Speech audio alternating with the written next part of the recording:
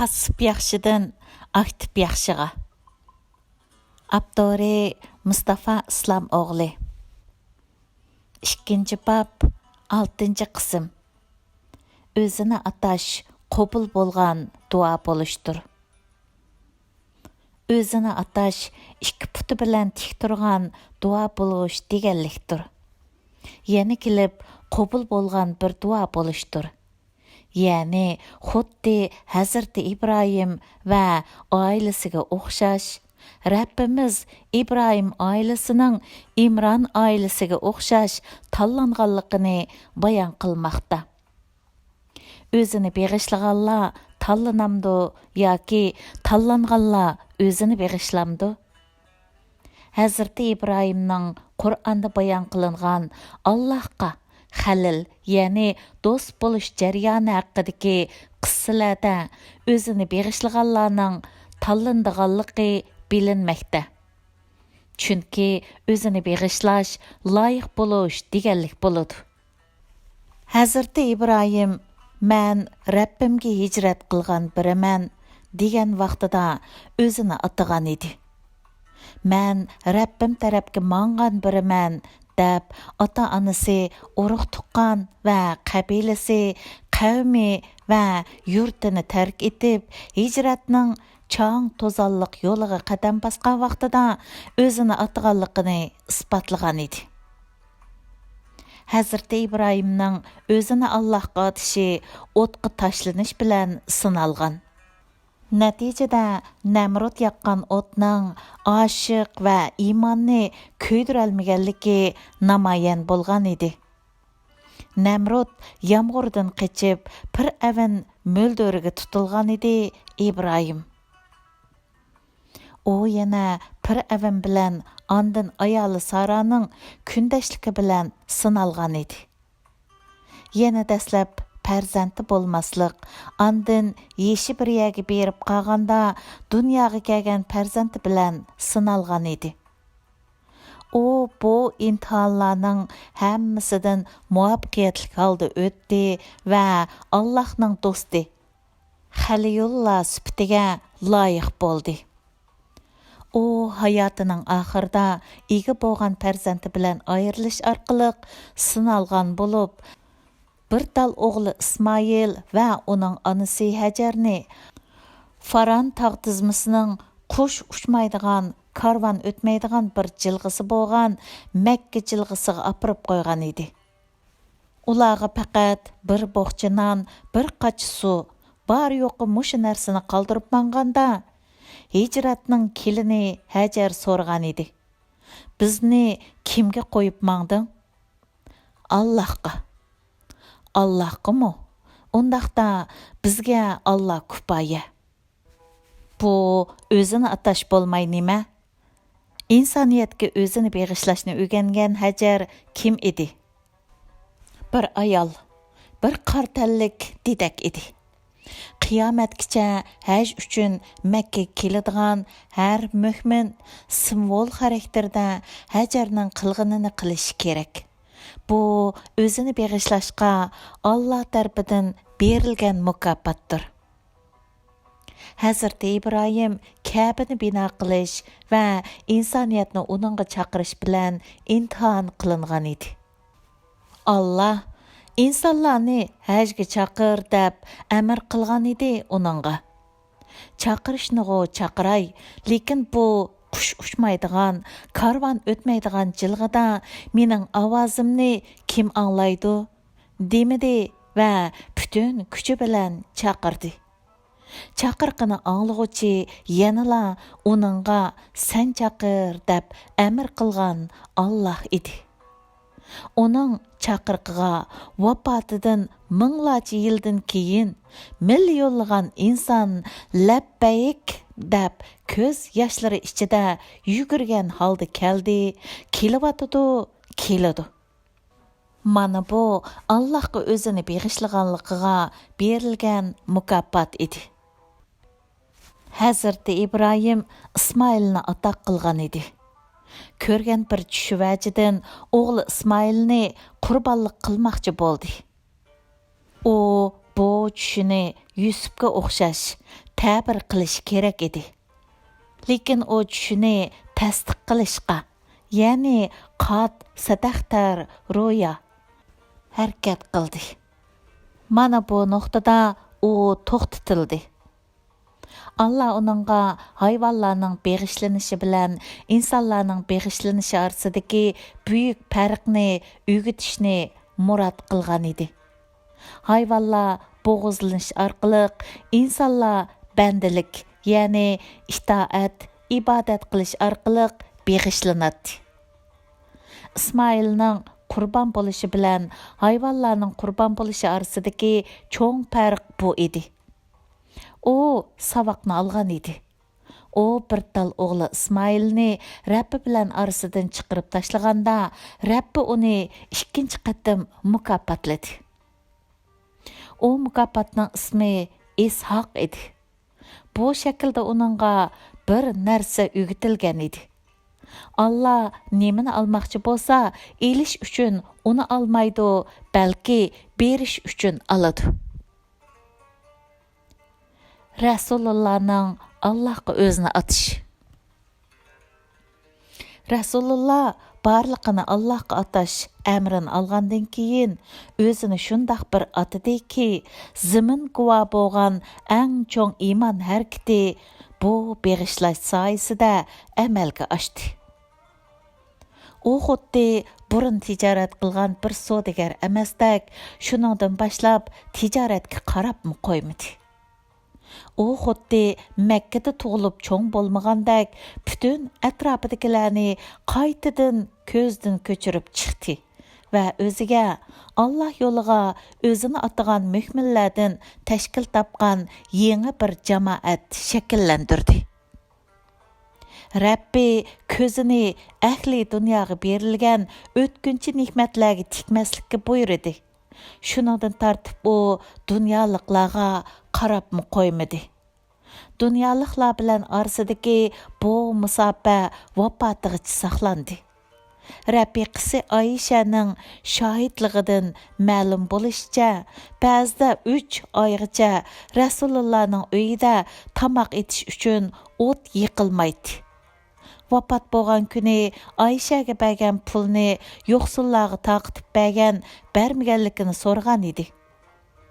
Rasulullohning betopligi sababli berolmay qolganligini anglab, elib kelgan ishorat qilib, uni huzurdagi birsiga yo'qsullarga taqitib berish uchun berdi. Rasululloh buni qilayotganda sakratda bo'lib, bir qancha soatdan keyin ruhini taslim qiladi. Rasululloh o'zini shundoq atagan bo'lib, o'z manfaatini o'ylamaslikni o'rgangan edi. Rabbi uningga amr qilib, mundaq degan edi. Aytqinki, sizlardan bu da'vatim uchun bir haq talab qilmayman. Shuningdan boshlab doim bergan qo'l bo'lgan bo'lib, o'zi uchun bir narsa talab qilmagan edi. Hatto o'zi qattiq muhtoj bo'lgan vaqtlardami shundoq bo'lgan edi. O'zini atashda tavakkul. O'zini beg'ishlash Allah Rasulida mislsiz bir tavakkulni shakllantirgan edi.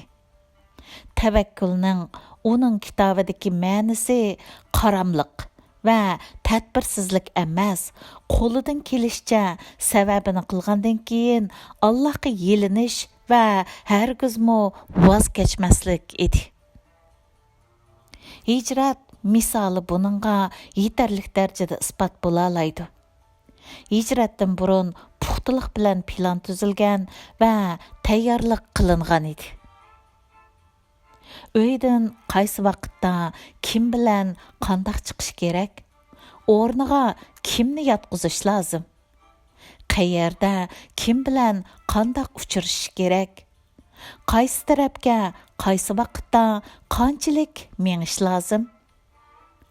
Qaysi g'orda yo'shirnish kerak?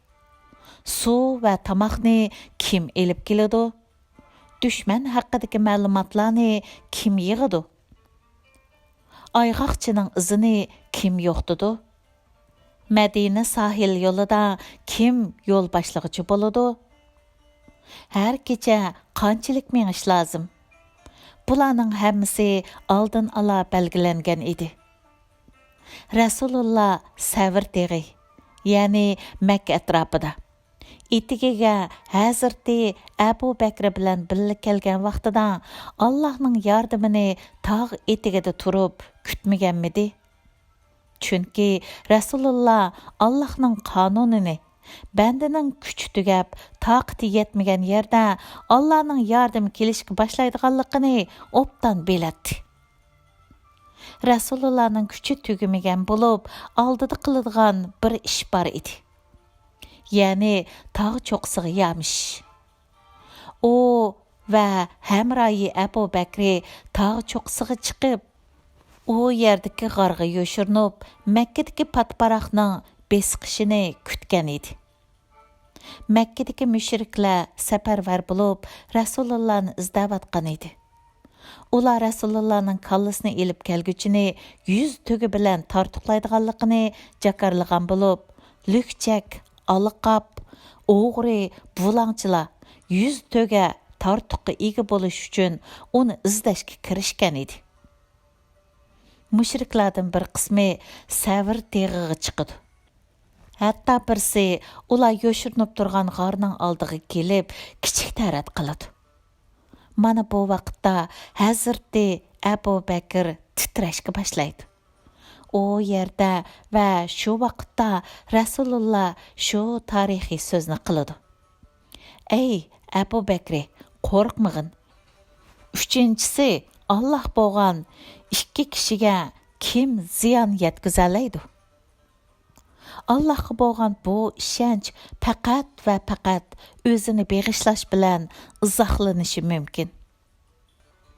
O'zini beg'ishlaganlarga xos ishonchni Rasululloh Taifdan qaytayotgan vaqtdagi holatidan yana ko'ra olamiz. Tug'ilib o'sgan yurtiga kirgizilmagan bir payg'ambarni tasavvur qilib beqing.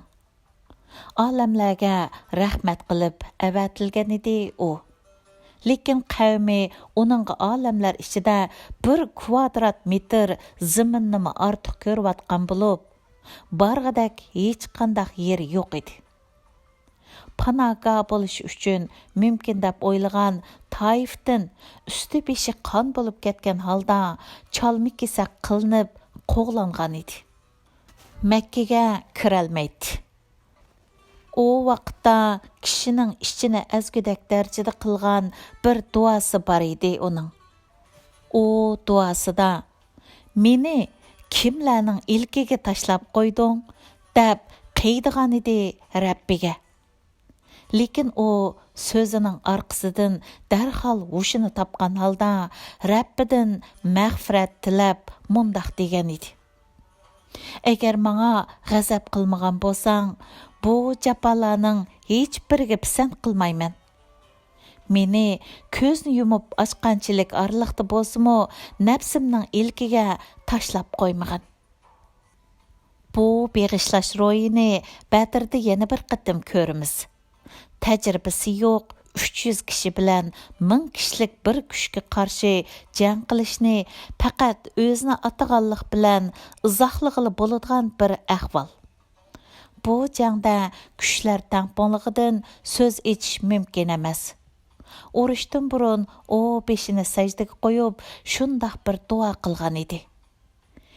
Ilohi, ya Rab, agar shu bir guruh insonni halok qilsang, yer yuzida shirkdan xoli holda sana ibodat qiladigan birmi kishi qolmaydi.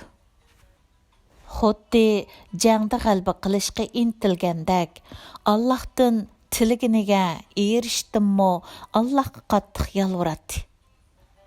Rasulullohda o'zini beg'ishlagan insonlardagi qat'iylik bor edi.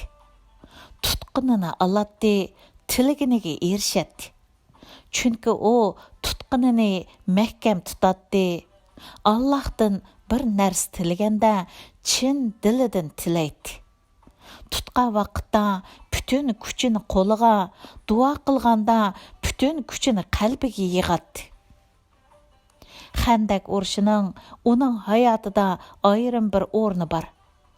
Paylasub sahaba Salman Parisning taklifi bilan Madina atrofiga xandaq qazilgan edi. Arqa sapni mudofiya qilish vazifasi ittifoq kelishimiga asosan Badi Qurayza Yahudilarning zimmasiga tushgan edi. G'azotga chiqqan mujohidlarning xotin ballari arqa sapga avatilgan bo'lib, bu barliq mujohidlarning bola chaqinlarini, ya'ni Qurayza Yahudilarga omonat qilinganligini bildiradi. Xandaq qaziliyotganda bir yerdan qattiq bir granat tosh chiqdi. Har qancha qilibmi uni parchalay olmagan edi sahobalar. Allah Rasuliga xabar qilindi. U kelib qo'liga bozganni oldi va granat toshga urishga boshladi. Bozgan zarbisidan chiqqan uchqunlarga qarab mundaq deydi Rasululloh: Allah bilan qasamki, bu uchqunlardan Kisraning, Qaysarning, Yaman saroylarining yiqilganligini ko'rdim.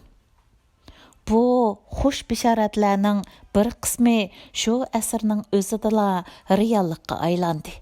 Bir qismi 700 yildan keyin amalga oshdi. Mana bu o'zini beg'ishlash edi.